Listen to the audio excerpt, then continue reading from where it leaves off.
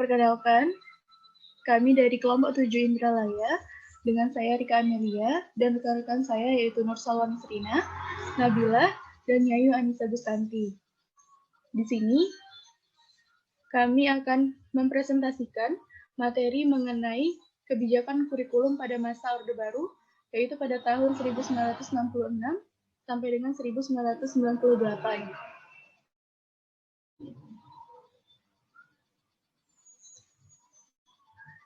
Sebelumnya, berikut merupakan pemaparan singkat mengenai pendidikan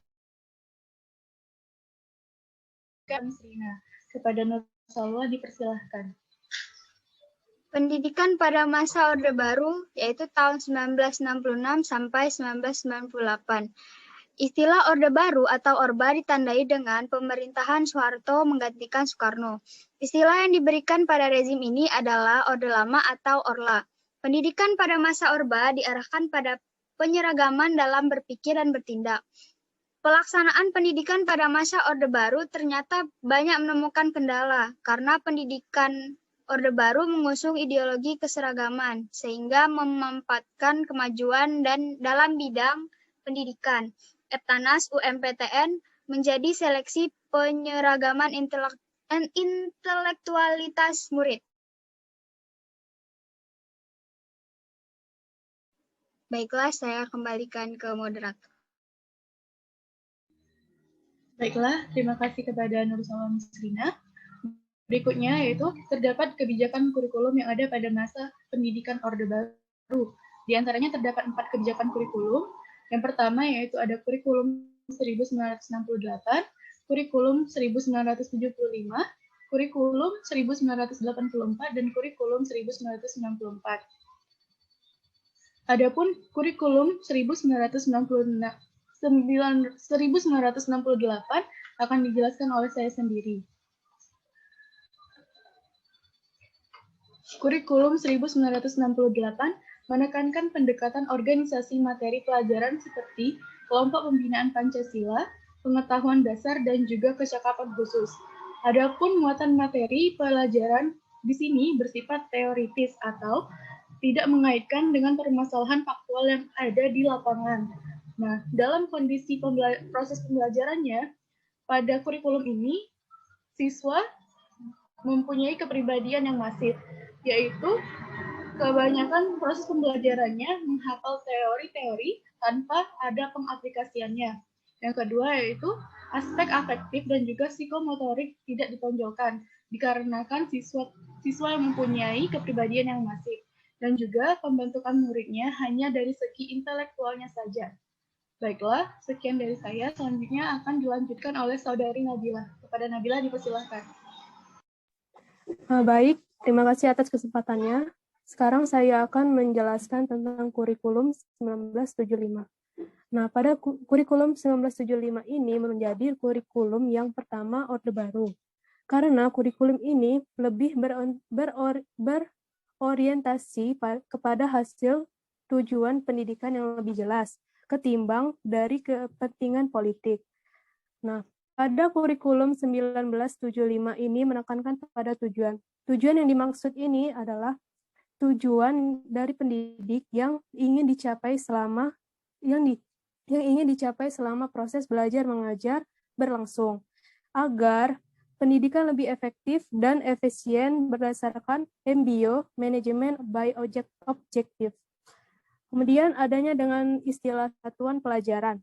Satuan pelajaran ini ialah rencana pelajaran setiap satuan bahasan, di mana setiap satuan pelajaran itu dirinci menjadi 3, yaitu tujuan instruksional umum atau TIU, dan yang kedua yaitu tujuan instruksional khusus atau TIK, kemudian materi pelajaran, alat pelajaran, kegiatan belajar mengajar, dan evaluasi.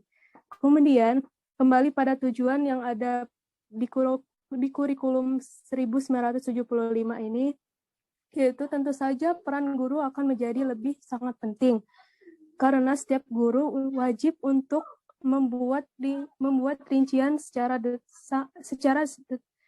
detail untuk mencapai tujuan tersebut.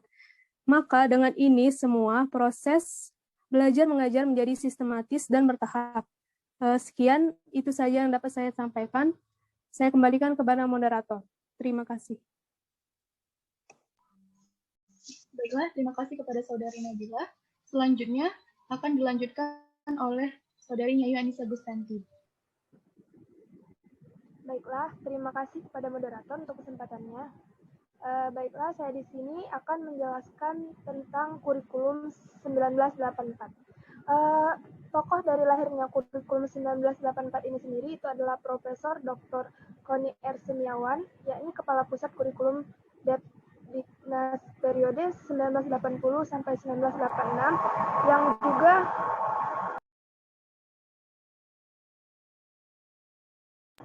yang juga merupakan Rektor IKIP Jakarta atau Universitas Negeri Jakarta. Jadi konsep dari pembelajaran ini yang pertama itu adalah model belajarnya disebut dengan CBSA. Apa itu CBSA? CBSA itu adalah cara belajar siswa aktif atau SAL, atau bahasa Inggrisnya Student Active Learning. Jadi CBSA ini lebih menitik beratkan pada keaktifan siswa. Maksudnya, inti dari kegiatan belajar yang diwujudkan dalam berbagai bentuk kegiatan seperti mendengarkan, berdiskusi, dan sebagainya. Metode pembelajaran yakni siswa menjadi subjek dalam pembelajaran karena siswa diberikan kesempatan untuk aktif secara fisik, mental, intelektual, dan juga emosional. Kemudian konsep belajar yang kedua ini guru itu kurang berperan aktif. Karena dalam metode ini siswa diharuskan untuk berperan aktif sehingga guru itu kurang berperan aktif dalam proses belajar mengajar. Kemudian yang ketiga itu dipengaruhi oleh aliran humanistik yang memandang anak didik sebagai individu yang dapat dan mau aktif mencari sendiri, menjelajahi dan juga meneliti lingkungan di sekitarnya. Yang keempat itu ada posisi siswa ditempatkan sebagai subjek belajar, mulai dari mengamati sesuatu, mengelompokkan, mendiskusikan, hingga melaporkan. Kemudian yang konsep kelima, menanamkan pengertian terlebih dahulu sebelum memberikan latihan. Konsep-konsep yang dipelajari siswa harus didasarkan pada pengertian buku, kemudian diberikan latihan setelah peserta didik mengerti. Untuk menunjang pengertian, alat peraga sebagai media digunakan untuk membantu siswa memahami konsep yang dipelajarinya. Kemudian yang keenam, dalam kurikulum 1984 ini terdapat 16 mata pelajaran inti. Mata pelajaran yang termasuk inti pada kurikulum 1984 sendiri yaitu yang pertama agama, ada pendidikan moral Pancasila, kemudian pendidikan sejarah perjuangan bangsa, ada bahasa dan kesastraan Indonesia, geografi Indonesia, geografi dunia, ekonomi, kimia, fisika, biologi, matematika, bahasa Inggris, kesenian, keterampilan, pendidikan jasmani dan olahraga, serta sejarah dunia dan juga sejarah nasional. Baiklah, hanya itu yang dapat saya sampaikan. Saya kembalikan kepada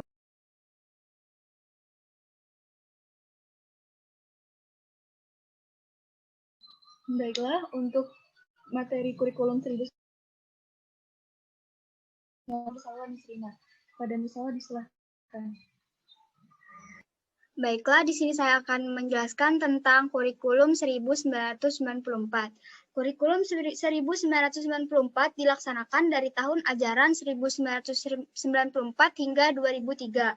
Kurikulum 1994 merupakan hasil upaya untuk memadukan kurikulum-kurikulum sebelumnya, terutama kurikulum 1975 dan 1984. Terdapat ciri-ciri yang menonjol dari pembelakuan kurikulum 1994, yaitu adanya muatan lokal. Muatan lokal ini diperuntukkan agar daerah-daerah dapat mengembangkan seni mereka masing-masing. Kemudian ada pelajaran yang menekankan kepada materi yang padat, sehingga membuat siswa menjadi kewalahan menjalankan kurikulum ini, sehingga kurikulum ini dianggap gagal. Kemudian ada yang bersifat populis, yaitu kurikulum ini berlaku untuk seluruh siswa dan seluruh Indonesia. Kemudian terakhir adalah menggunakan strategi keaktifan siswa. Dalam kurikulum ini, siswa ditekankan untuk aktif baik bidang sosial, mental, maupun fisik. Dalam mengaktifkan siswa, guru dapat memberikan bentuk soal yang mengarah pada jawaban konvergen dan divergen.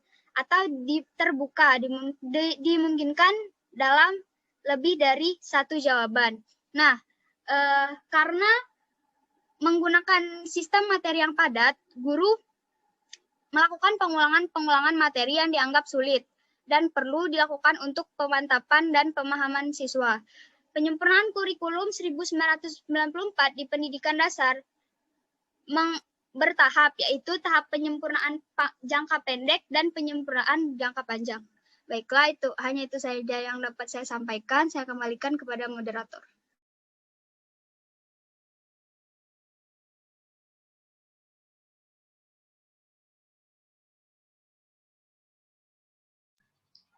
Baiklah, terima kasih kepada Saudari Nursalwa Nisrina.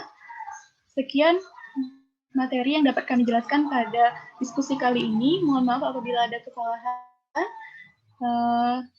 Saya akhiri. Wassalamualaikum warahmatullahi wabarakatuh. Waalaikumsalam warahmatullahi wabarakatuh.